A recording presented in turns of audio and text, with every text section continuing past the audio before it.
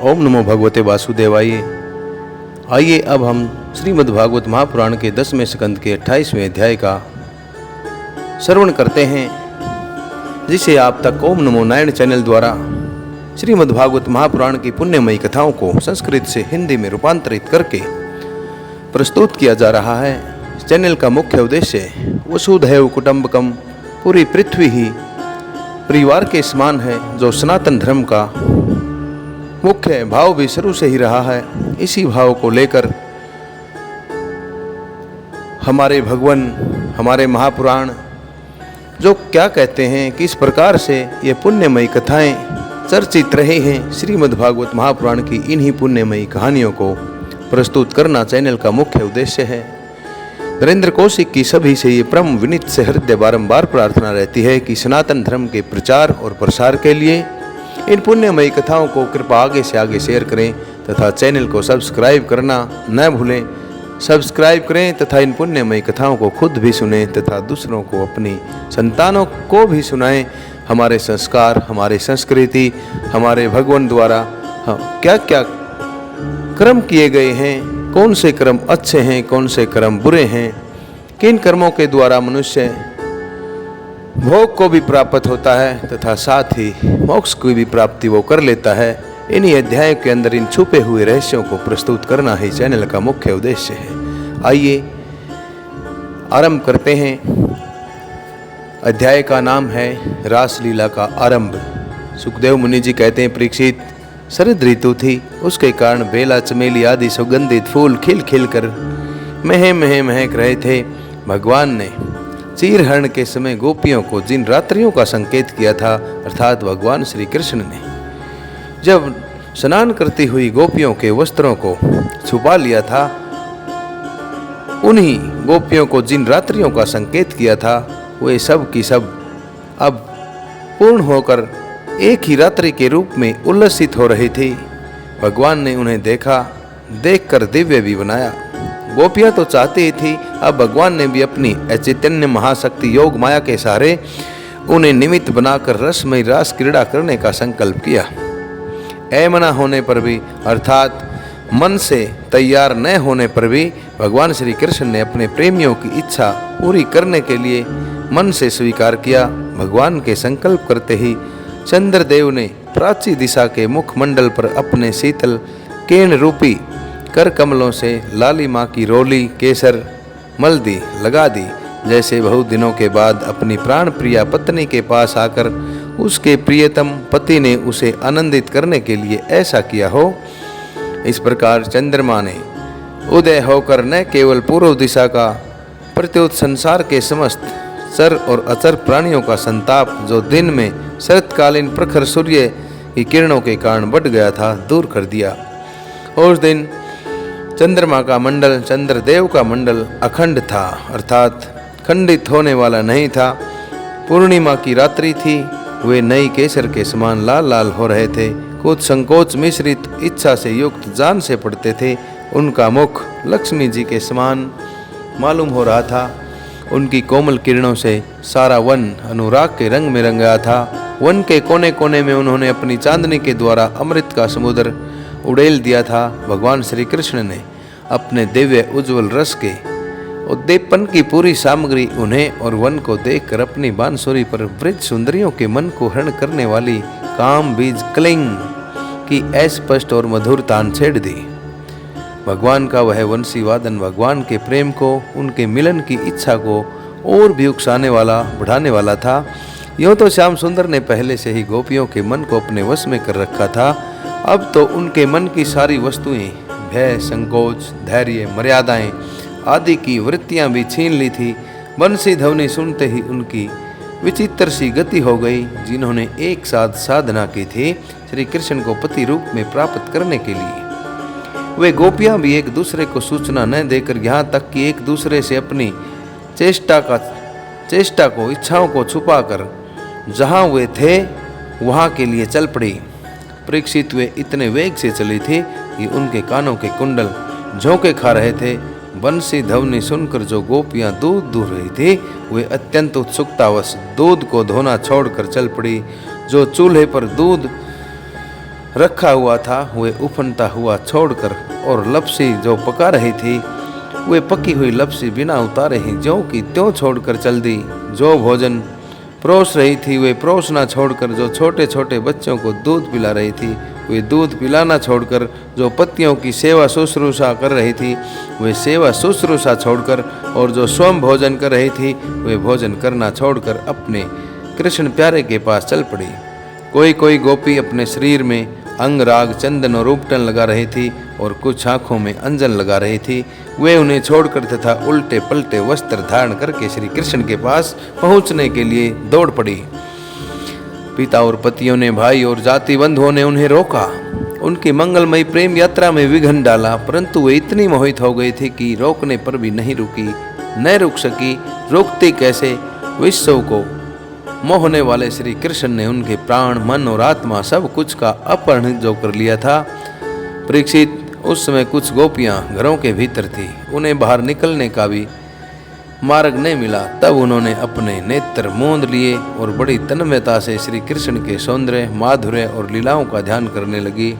परीक्षित, अपने परम प्रियतम श्री कृष्ण के ऐसे ही विरह की, जुदाई की तीव्र वेदना से, तीव्र दर्द से उनके हृदय में इतना दुख, इतनी व्यथा, इतनी जलन हुई कि उनमें जो कुछ अशुभ संस्कारों का लेश मात्र अवशेष था वह भी भस्म हो गया।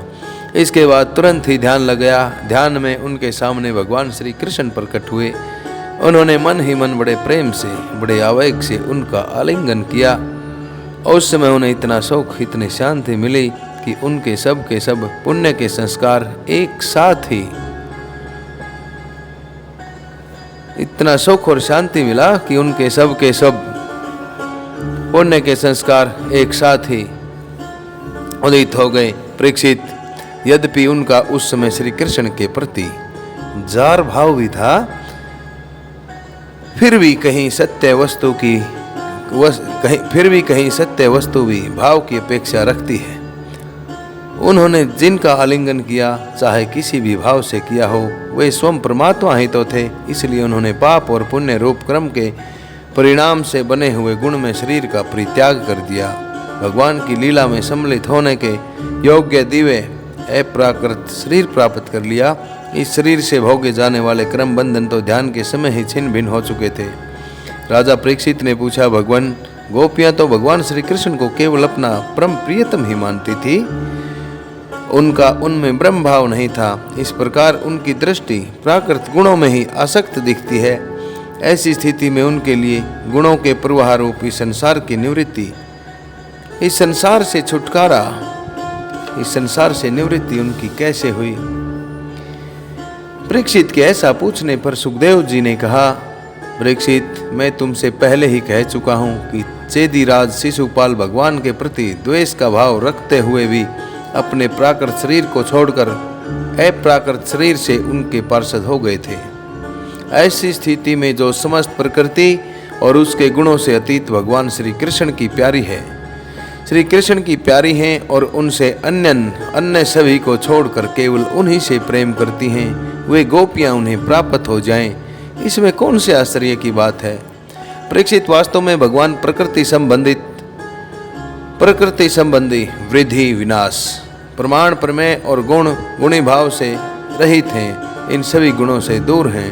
वे अचैतन्य, अनंत, अप्राकृत, परम कल्याण स्वरूप गुणों के एकमात्र आश्रयदाता हैं। उन्होंने यह जो अपने को तथा अपनी लीला को प्रकट किया है, उसका प्रयोजन केवल इतना ही है कि जीव उसके सहारे अपना परम कल्याण हासिल कर ले, संपादित कर ले।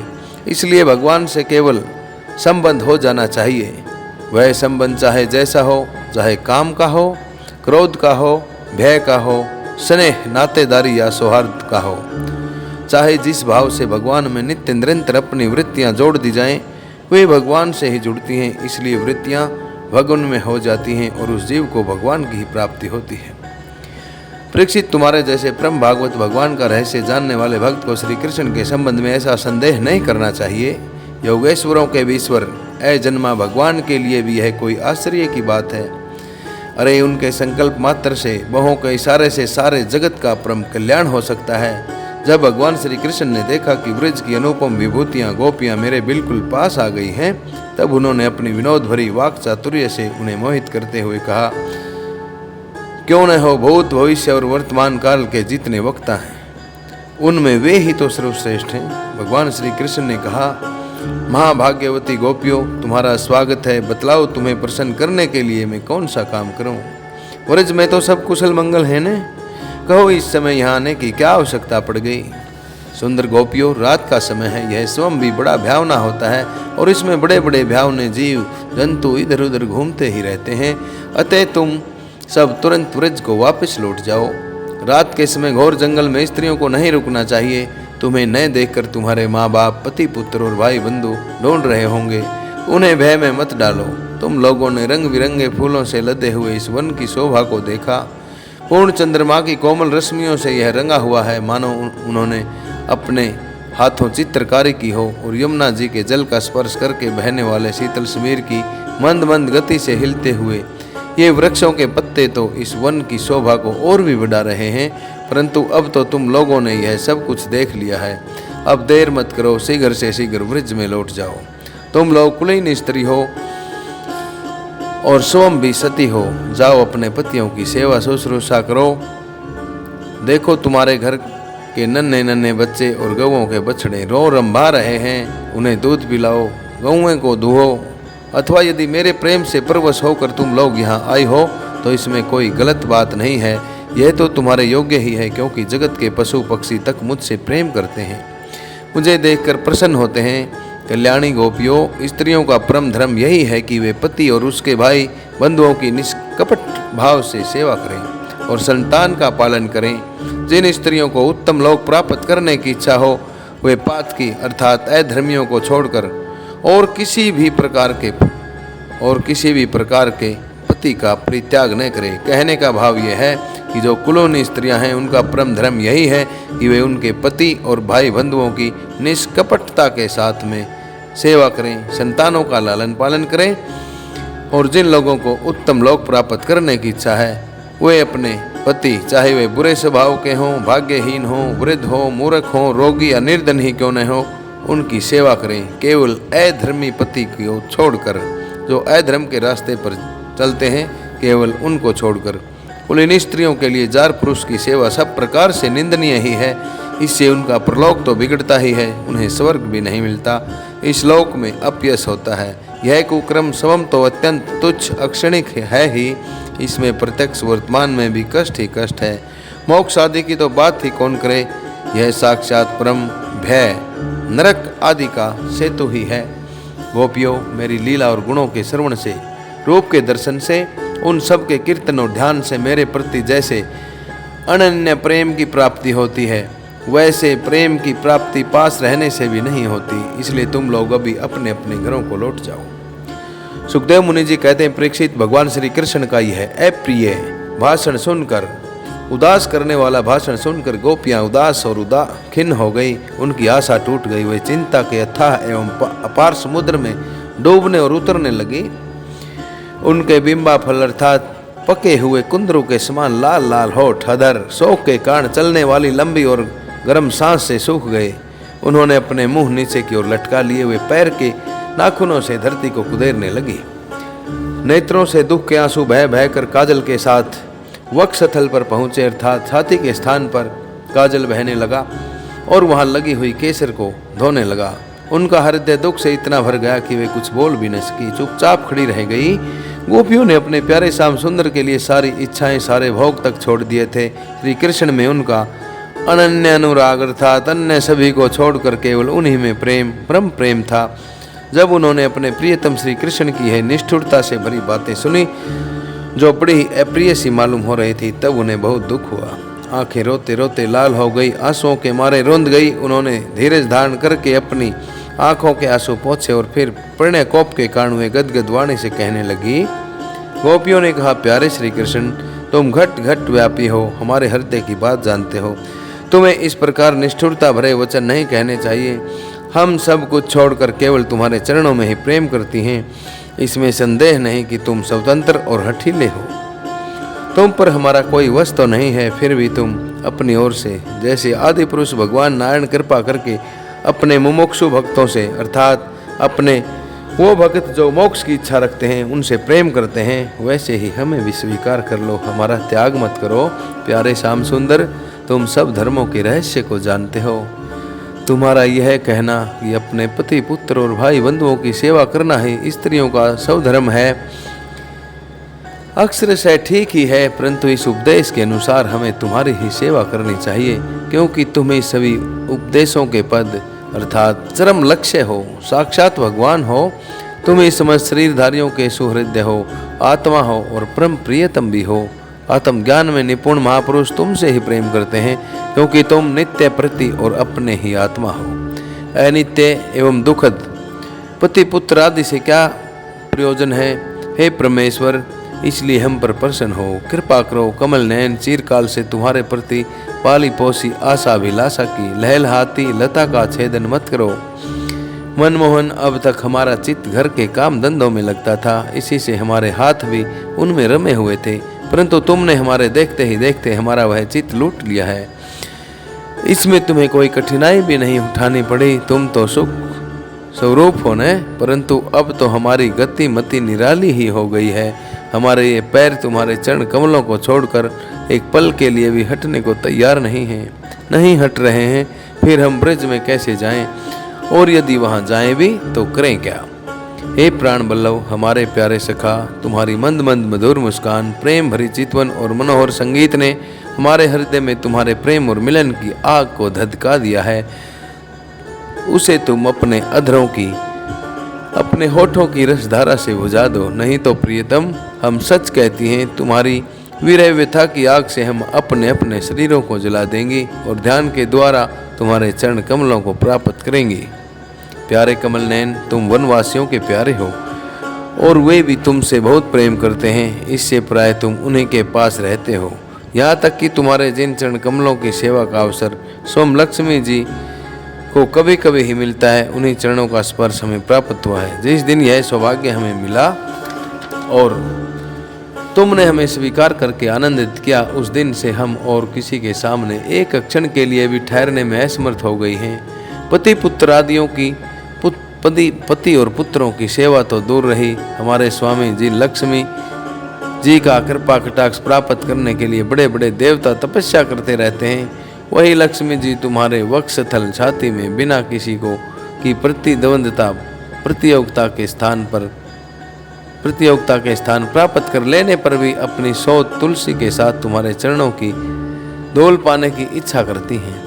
अब तक के सभी भक्तों ने उस चरण रज का सेवन किया है, उन्हीं के समान हम तो तुम्हारी उसी चरण रूपी धूल की शरण में आई है। भगवान, अब तक जिसने भी तुम्हारे चरणों की शरण ली, उसके सारे कष्ट तुमने मिटा दिए हैं। अब तुम हम पर कृपा करो, हमें भी अपने प्रसाद का भाजन बनाओ। हम तुम्हारी सेवा करने की आशा अभिलाषा से घर गांव कुटुंब सब कुछ छोड़कर तुम्हारे युगल चरणों की शरण में आई हैं।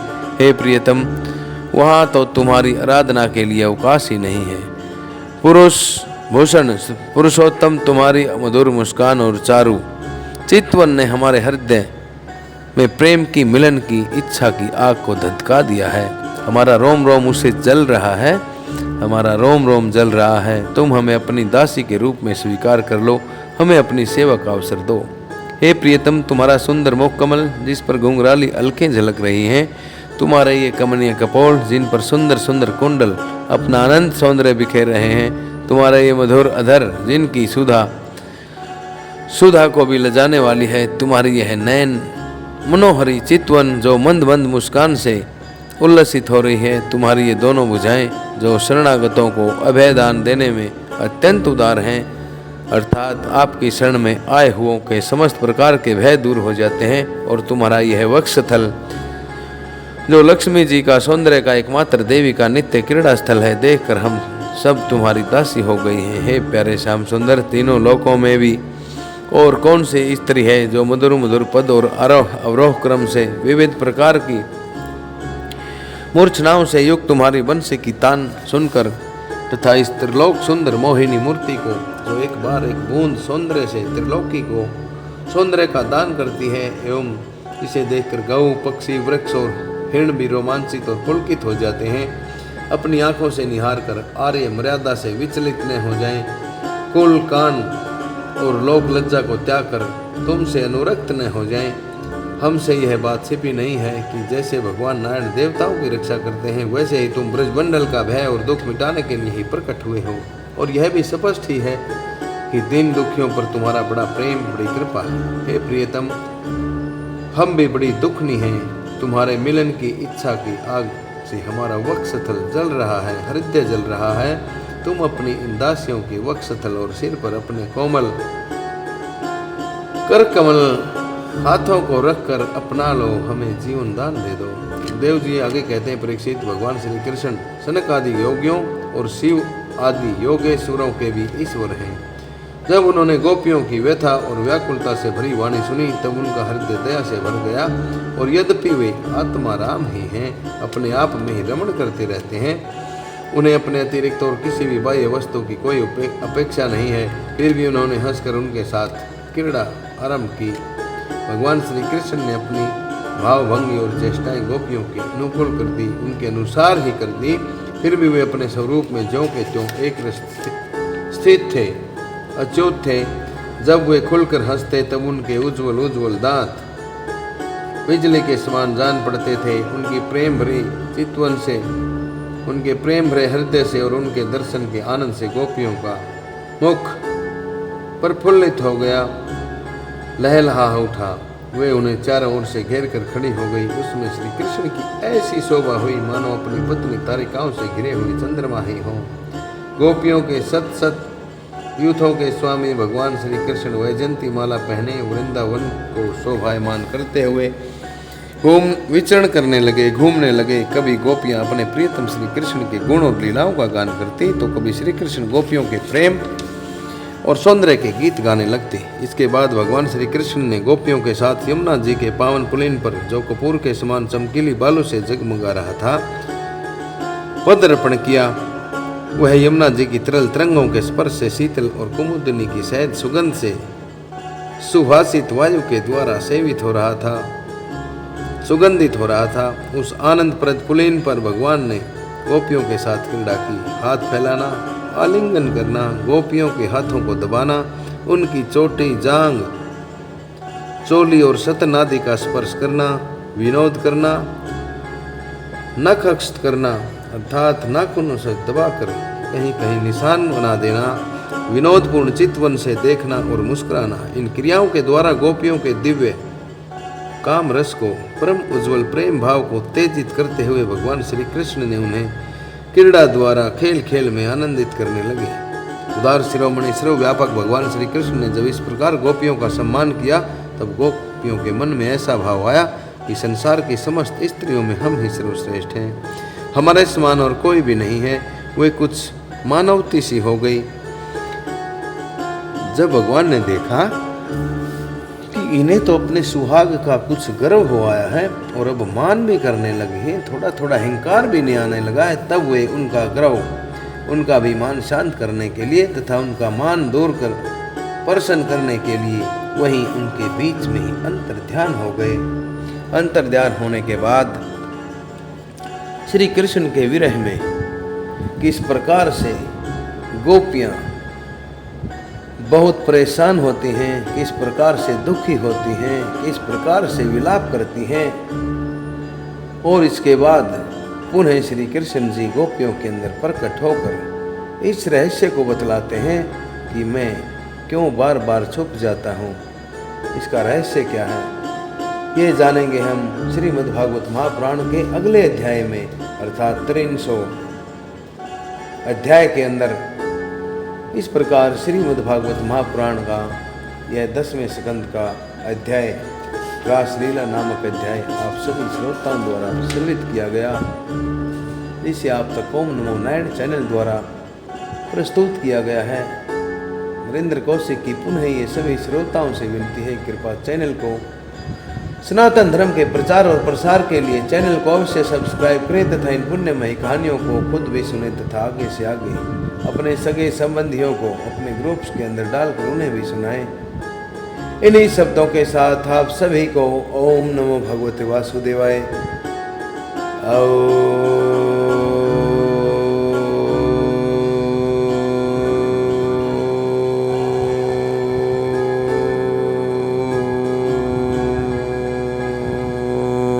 नमो भगवते वासुदेवाय। ओम नमो भगवते वासुदेवाय।